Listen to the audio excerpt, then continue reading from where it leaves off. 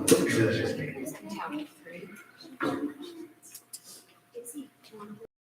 I have like technology that helps me keep on track. But before that. You can do the rest, Brenda.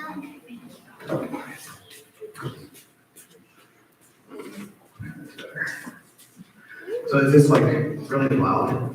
Yes. Okay. Can I like fix that?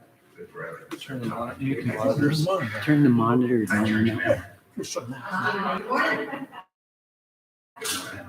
Nice to be able to take you in and see everyone. So this is a cool experience. So I just kind of want to bask in it for just a moment.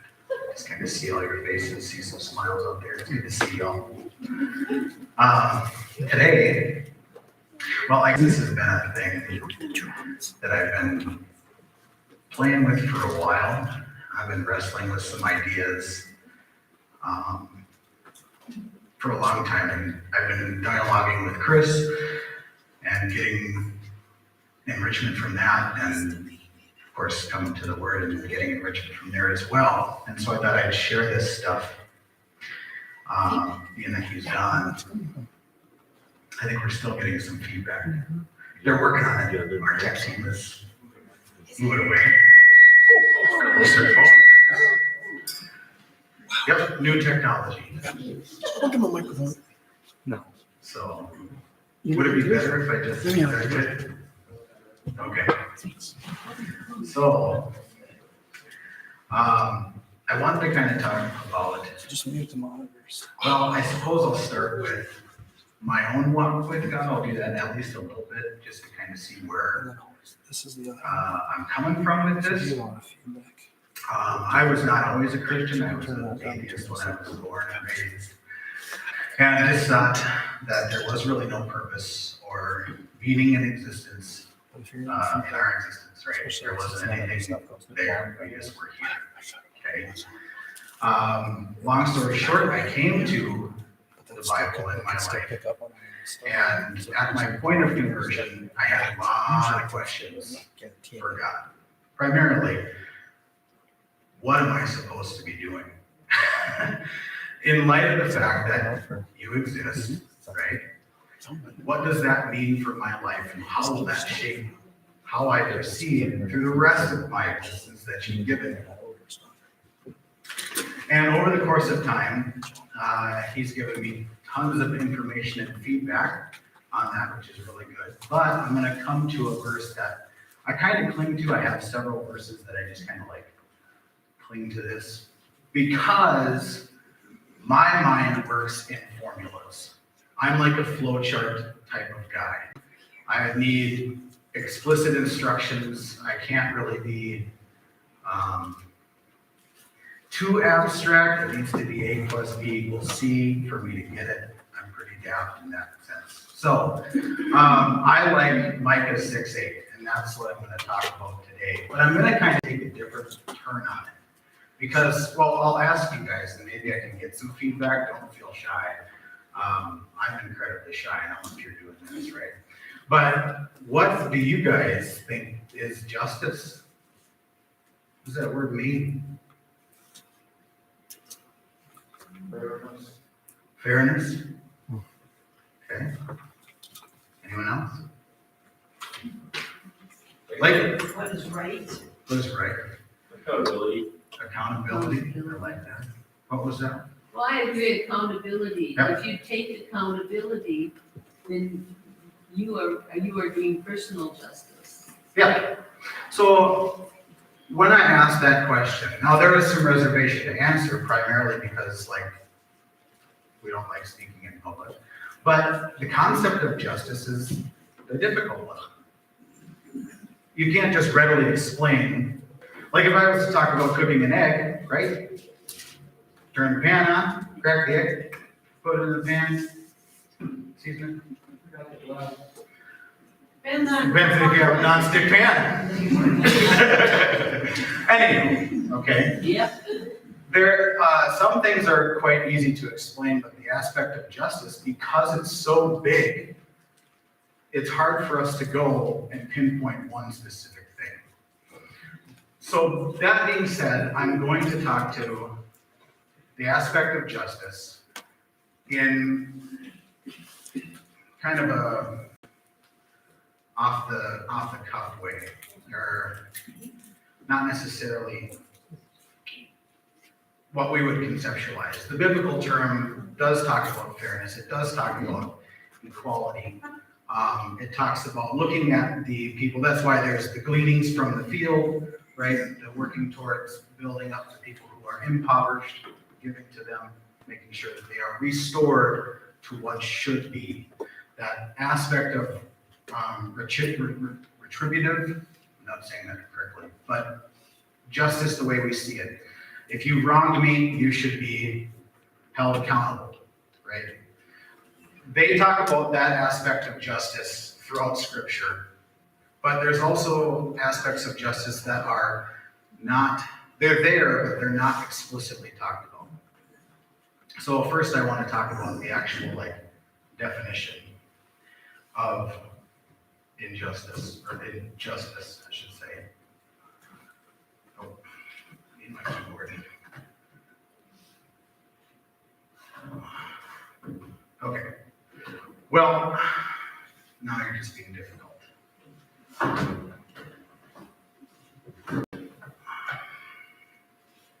should get used to working with the laptop. We're just gonna have to do it this way. There we go. Okay. Now, I asked little Miriam the definition of justice, and it's basically the quality of being fair and reasonable, right? Does that make sense? You guys know how to live that out in your life, to be fair and reasonable? What does it even mean to be reasonable? I don't know. So you break it down further and you go down into reasonable, which is defined as having sound judgment, being based on good sense, being able to think, understand, form judgments by a logical process, as much as is appropriate or fair, right? But I like this aspect of reasonable because it speaks to something that we can do. I like logic. I like A plus B equals C, 1 plus 2 equals, again, formulaic. What I see as an injustice in our society that I struggle with the most is a corruption of that. There's a corruption in the way that we even think about ourselves and how we think about others, right? So we no longer give ourselves the right thinking of ourselves. The aspect that is the biblical justice requires us to do that. That we would look at every person in the same image as in the image of God. But we don't do that. We tend to categorize and give ourselves hierarchies or whatever. And I think that that's a big injustice because it's subversive. We don't honestly always know that it's there. Now, I deal with families from all walks of life, and one of the biggest things that I experience is youth who do not understand who they are, right? They don't understand that they were created. They have meaning, they have purpose. There is something intrinsically good about them. They don't have that. I see tons of times where I'll talk to families or talk to kids individually on the aspect of, do you realize who you are? I'll ask them usually the question of hey, how do you view yourself? What is it to be human, right? They'll kind of scratch their head, and I'll give them 2 formulas. I'll say, well, are you just a meat sack full of chemical processes, right? Or is there something more to you? Now, hands down, I have never really had a kid that has answered, I'm this meat sack full of chemicals. They realize something in them that's metaphysical, right? But the world around them teaches them something different. There's a corruption in that thinking. It's an injustice because it's the action of making something or someone morally depraved or the state of being so. Morally depraved is something counter to truth, something that's counter to right or true identity. I want you to just hold that thought for just a second. You look at kids and their worldview is that they don't have any meaning or purpose. There's nothing there. There's nothing to their existence whatsoever. That's what they are taught en masse, and it's ingrained in them on every level that we see in our generation that's coming up. That's the injustice that I see. And I wrestle with this on like a daily basis because I see kids that wrestle with this, right? So it's one thing to say, well, justice is to raise the person up, right? So I'll provide food for families that need food. We'll have a potluck and everybody can come down and stuff like that, right? And that's great. I'm not saying don't do those things. Justice can also be that, hey, you wronged me, so therefore you need to pay restitution. Don't stop doing that either because those things are there. The injustice that I want to try and tackle, and I don't think that my talking about this is going to really tackle it, but I want to at least put this thought out there, that it's something that we can actively do, is teaching people the merit of their value. That each one of you means something more than what you maybe give yourself, right? That you have intrinsic value. Where does that come from? It comes from God, right? But we're so far removed, or there are some that are so far removed from that view that they get lost. And I like the aspect that Micah presents, that this is an action that we do, right? So I'll track back into Micah. This was a piece that was written as one of the latter prophets. He's about the same time as Isaiah, right? But he's looking at the Neo-Assyrian and the Samaritans, their injustices that they're serving.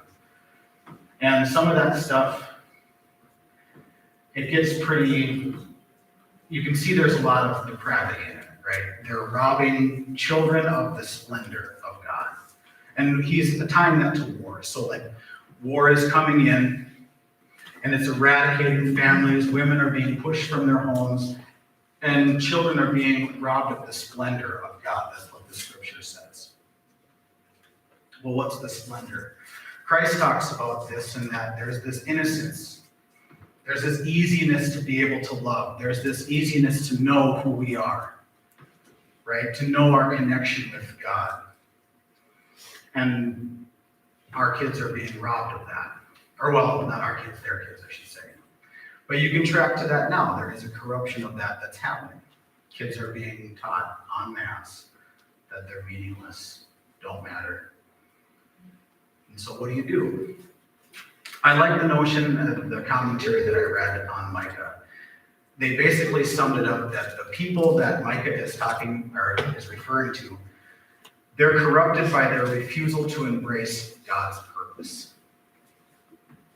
Well, what is God's purpose?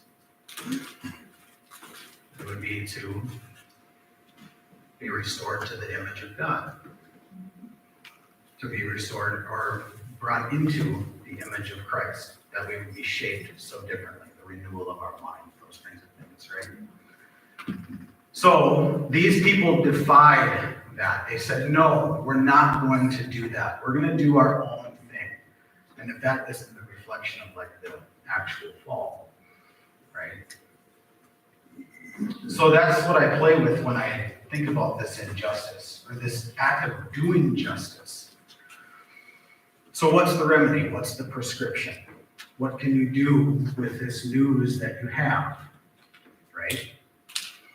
Well, what I can only speak to what I've done, I suppose. And I speak from it because I see it and I know that it works, right?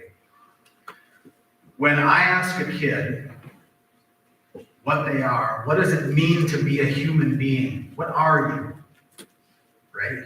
that sparks this deal of thought. Because they have to wrestle internally with themselves. What does it mean to be a human? And it gets them thinking critically in like a logical process. Now, you can actually guide them through this. You can help them, right? Asking them questions. Are you just a meat sack full of chemical processes? Or is there something more to you? Do you have free will? Are you able to choose? Or are you determined in everything that you do? You wrestle with these polarities because the kid is going to start to challenge their own ideas. I've had kids that come in and go, well, you know what? I'm fully determined. I am just this meat sack full of chemicals. I don't really have any say in what I do. I just do. Okay, well, then how did you choose that? How did you just choose that level of dialogue with me or whatever, right? And they have to wrestle with these things, but it gets them to this place of wrestling with their own person. And I have seen kids that come in, like right now I'm working with a young lady who suffered some great losses. And she has in her worldview that she is meaningless and purposelessness, right? That was her deal. And that she was unforgivable. Because she's done things that she's not okay with, right?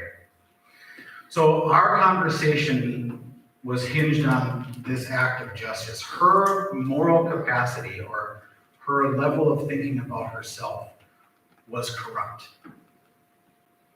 She wasn't in line with the proper thinking that she was a child of God, in the reflection, in the image of God. And her view of herself was that she was so debased that she was unredeemable. I want you to think about that for just a second. Think of walking through your life thinking that you are the very detestable thing that this world doesn't need. That's what this kid has. And I'm only isolating one kid out of the hundreds that I work with throughout a given year, okay? But this is where there's hope. Because through dialogue and discussion of being able to articulate the purpose, the meaning, the existence of a human being, right, in ways that made sense to this kid. So we're talking like big philosophical things, like Aristotle. Who knows about Aristotle? Yes, we've got a couple of people. Not many people, okay? But Aristotle was one of the first ones, well, not the first, but anyways, to argue for that mankind has an intrinsic essence. The fact that we could merely reason meant that we were something good. Now, there was some things that were off in Aristotle's thinking because the physical part of us was bad. The metaphysical part in Aristotle's eyes was the supreme. The physical part was bad. So I disagree with that. Anyways, people wrestled with these philosophical things for decades. Well, more than decades. But we're to this point now where our worldview is far from that. Our worldview is very naturalistic. That's taught en masse. That notion that you are a lump of cells that is determined that all you will ever be is whatever your chemical firings and whatever your genetics say of you. You have no choice.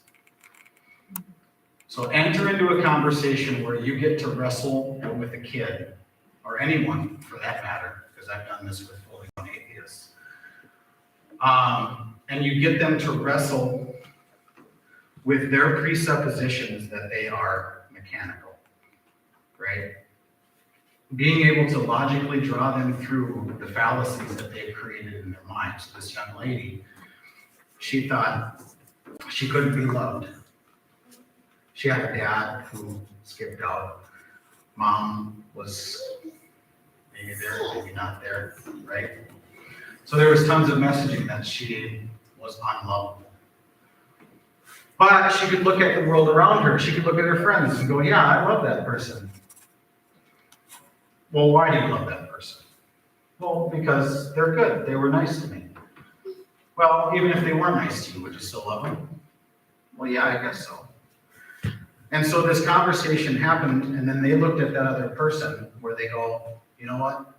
I love them just because they're there.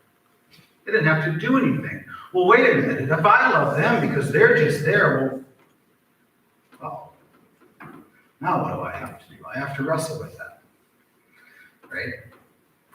So my argument that injustice has occurred, I think it's without saying, we can clearly see this. The remedy for it, though, is to get people back into right thinking about who they are, what you mean to the world. Now, these aspects of what it is to be a human and what intrinsic value is, what's your purpose, what's the ontology? Ontology is just a study of being in categorical terms, right? But if you can get yourself to understand some of these things and convey them to somebody else, it helps shape somebody's life differently. And I've seen this pan out, I don't know how many countless of times. But it requires us, as Christians, to challenge our own presuppositions. What do we think? And how can I impart this to someone else to change a life? To get them to realize that they mean something, that their existence is good, and it can be redeemed. Drawing people back into that aspect of even realizing that there is a soul, metaphysical piece to them. I've had countless kids who come in. I had a Buddhist once, which was really fun. He comes in and there's really nothing. Buddhism is the anti-God. You can't have God in Buddhism. You are the supreme being, okay? So understand that's the premise of Buddhism. So I talked to this kid about that aspect, but he had more of a determinist view. He thought he was just, again, that lump of chemicals. But when I started talking to him about choice, he said, well, no, I do choose. Well, you can't choose if you're just a lump of chemicals. You can't. If you are just a lump of chemicals, you have no freedom and volition. And he wrestled with that. We had dialogues back and forth for like 3 days. And he finally came to a solution that, okay, I can choose, which means there's something navigating this meat sack. He entered into the realm of the metaphysical, right? He said there was something in him outside of his physical. We'll think about that from a biblical sense. God breathed into us life. There's something in us already, right? We're not just a lump sack. There's something metaphysical. It's a soul. It's a spirit. He came to realize that piece, and it changed his trajectory 100%, right? And so through the course, he was in an evaluation at the shelter that I work at. And so I can pinpoint at that point in time that the trajectory of his life changed because he started to think about, if I do have this soul, what is that then? And he literally came to my office, right, and talked about, well, what does this mean? If I have a soul, where did it come from? Well, then we talked about there's the Christian worldview, there's the Jewish worldview, there's the Islam worldview, there's these other worldviews that are out there that try to answer that question. And I'll always preface the kids that I'm a practicing Christian. So I've done the legwork for my own and I found Christianity to be true, but I'm not here to preach to you, right? And so then they go down the line, okay, what does it mean? If there's a God and he created me, what does that mean? Well, it means that you're loved. In the Christian narrative, it means that you were created for purpose and existence. And all of that conversation changed this kid's life. Because now he still comes to my office. And half of the stuff that he was doing, that was an injustice in his own life, acting morally corrupt, because he thought he was so debased. that ceased. Now, he still has rebellion because we all have teenage rebellion. But he has a predisposition to act morally. He came more in line with the fact that there is this God that he will someday have to answer to. And this God gave him the breath of life. And this God paid the price so that he could be redeemed because of an immense love that shaped his head. The young lady that I spoke about earlier, she's at the threshold of that because that same conversation is happening. And so I talked about formula, right? I see things in formula. I see things in flowcharts. So, mankind was created. Pretty cool, right? Trickle on down. Injustice came in the form of sin. Right? The sin is essentially that refusal to align ourselves with what God's purpose is. That we be made in his image. That we live out his ideals, his way of life that he has for us, moral law and all those things, right? So we rejected that and we became corrupt. So the only answer is get us back to where we can. And that requires thinking critically. It requires being able not only to think critically for your own salvation, wrestle on your own salvation, right? But that we be able to argue these things to other folks and let them know that we don't sit idly by and watch these people walk by knowing full well that they're struggling. So being able to stop people and say, hey, the way that you're living is not the greatest. Now, the second part of Micah's,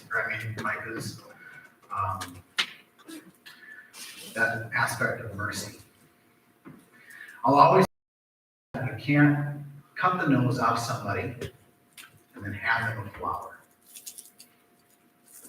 What does that mean? Any ideas? It's an old Indian proverb. Basically means that I cannot harm you and then hand you something beautiful to embrace. Because you won't be able to do it. If I cut your nose off and hand you a flower, there's no way you can partake of beauty. Nor would you want to. Instead of willing to cut your nose off. So this aspect of dealing with people that are walking unjustly, right? It requires a great deal of mercy. So you can't come to a kid, or anyone for that matter, and let them know, hey, you're living wrong. There's good living, and there's what you're doing, right? They wouldn't listen to that. But if you can dialogue with them, the only way that you're going to get there, though, is that if you also see them in God's image as well.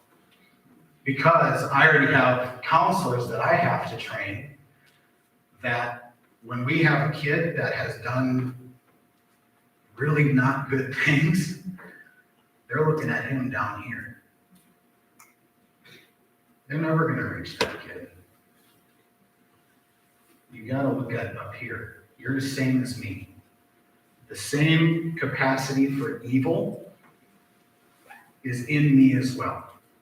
Now, if I have that, I can walk humbly with God. If I have walking humbly in this term is walking lowly, understanding the fullness of our depravity, of our potential depravity, right? That's what the term humbly in this right here is one of the only two uses in the entire Bible. Other aspects of humble are there, but this one here means to look at yourself and realize your own faults, right? Because if we can't do that, we can't turn ourselves to walk to the one. We'll think that we have the answer. Like that counselor that is looking at this kid down here, right? I'm living a better life. I've got college credentials. I went to a human development class, by golly, and I'm going to fix that kid. You're not. You're just going to make him feel shame and judgment. But if you can sit with them and say, hey, life is pretty challenging and we make pretty tough choices sometimes and they don't always work out. But you're still lovable. Hell, I still love you. What? What are you talking about? Right? I've seen it happen time and time again. So getting to that aspect of justice, we too need to be able to look at our fellow man equally. We need to look at them as the image of God. To see through maybe his eyes that they are worthy of loving, even though they've done everything to showcase to the rest of the world that they're not. Right? No, you're still lovable. You made poor choices, yes, but you're lovable.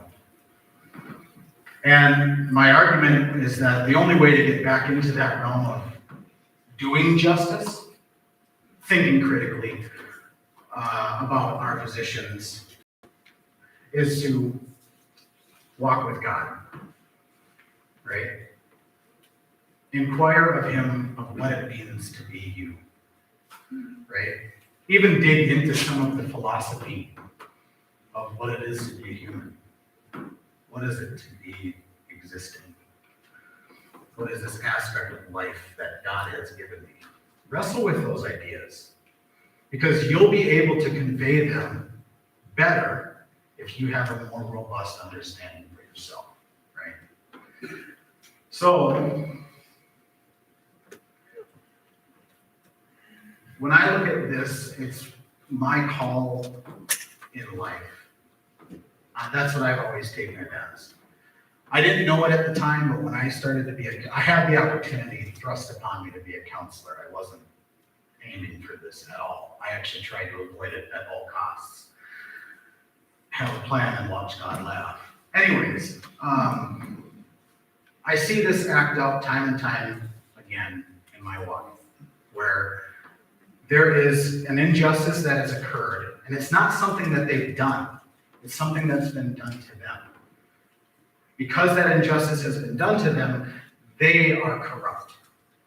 They start acting out. They start doing things that is not in line with the right way of living. So then, with mercy and looking at them as a bearer of God's image, you can come alongside them and love them and draw them back to good standing by helping them wrestle with their ideas that got them to act corruptly.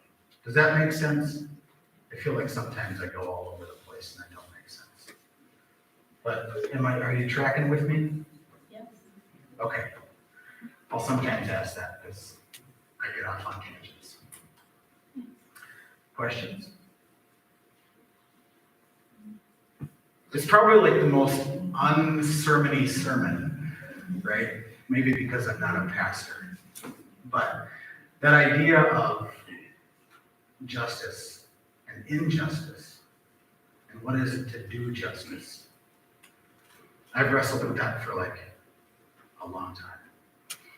And this is what I came up with. I shouldn't say I came up with it. It was just something that I gleaned, right? So, good. We got a closing song? Sure. Okay.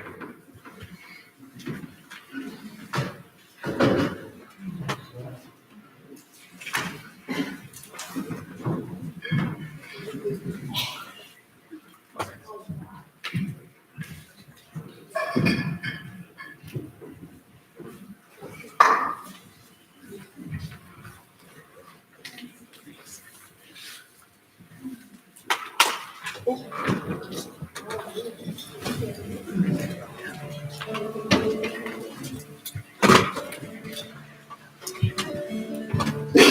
has shown me, oh man,